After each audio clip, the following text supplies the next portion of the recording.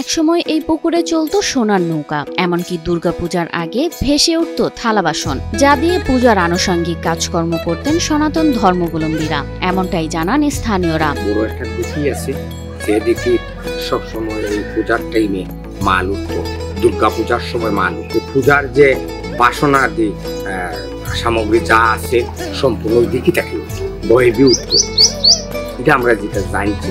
আর এই দিকে সোনার নৌকা, সোনার বইটা দৌড়ইতো বহেবি উঠতো। বাংলার আনাচে কানাচে ছড়িয়ে ছিটিয়ে আছে ইতিহাস আর ঐতিহ্য। তেমনি মৌলভীবাজার সদর উপজেলায় রয়েছে 400 বছরের অধিক কারুকার্যে নির্মিত রাজচন্দ্র জমিদার বাড়িটি, যার অবস্থান শহর থেকে 20 কিলোমিটার পশ্চিমে সাধুহাটি গ্রামে।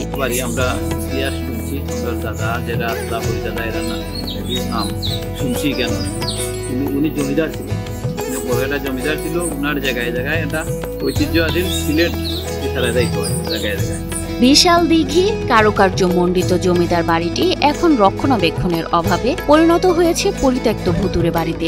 ও রাস্তা তো জ্ঞানী আছে না, রাজচন্দ্র আছে, ও তো মন্দির আছে, ও বাড়ি আছে, এই দিঘি, এই যে দিঘি আও মন্দির, ও নতুন এলাকা আছে, এত প্রায় বাক্কা আগর কথা ওখান না, এগুলো থাকতা, এগুলো অনেক পুরানা করতো। অনেক যে এই স্মৃতিটা খালি দালান রয়েছে, আসলে অনেক স্মৃতি তো বিলুপ্ত হয়ে গেছে। এটা এখানে থাকতা এই করতেই আমরা তোমাদের দেখলাম, বা আমরা দাদা বা যারা গল্প করতেন এই করে।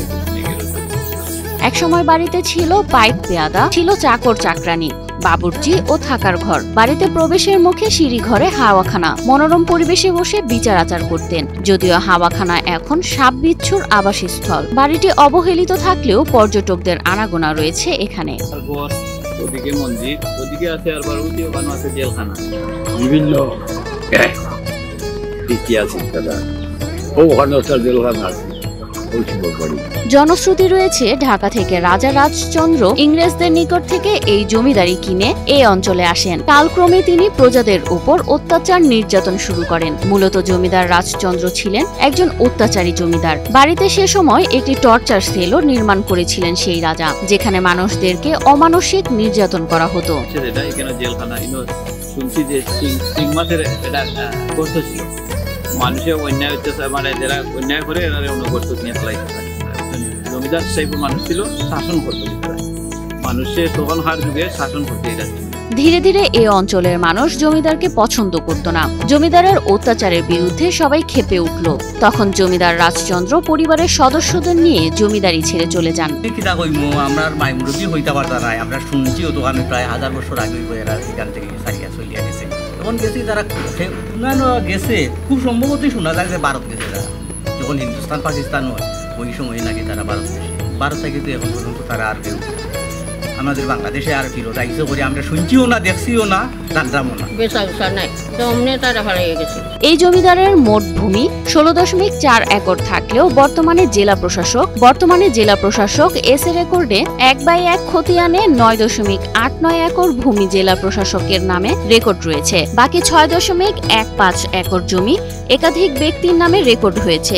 জেলা প্রশাসকের রেকর্ডকৃত 9.89 ভূমি বিভিন্ন ব্যক্তি দখল করে রাখলেও উদ্ধারে রহস্যজনক ভূমিকা বছরের পর বছর। বর্তমান আরএস রেকর্ড অনুসারে দেখা যাইতেছে যে সাধুহাটি মৌজায় 16.4 একর ভূমির মধ্যে সরকারের নামে সরকারের 1 এবং 1/4 আছে 9.89 একর ভূমি, 9.89 একর ভূমি এবং ব্যক্তি মালিকানা আছে, বিভিন্ন ব্যক্তির নামে আছে 6.15 একর ভূমি।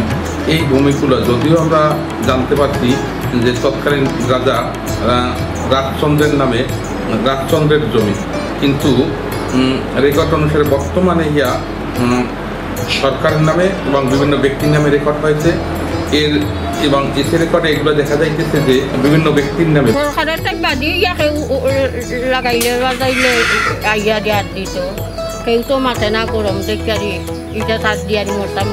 আজ এই বাড়ির জমিদারি নেই কোনো উত্তরসূরিও। স্থানীয়রা জানান 71 সালে স্বাধীনতার পূর্ববর্তী সময়ে অত্যাচারী এই জমিদার ভারতে পালিয়ে গেলে আর ফিরে আসেননি কখনো। জমিদার বংশের শেষ উত্তরাধিকারীরা সপরিবারে ভারতে চলে গেলে জালজালিয়াতে আর দখলে নেয় প্রভাবশালী ভূমি খেকোরা, এমনটাই দাবি স্থানীয়দের। রাজচন্দ্রের এই বিশাল বাড়িটি বর্তমানে কিছু ভূমি খেকোদের দখলে রয়েছে।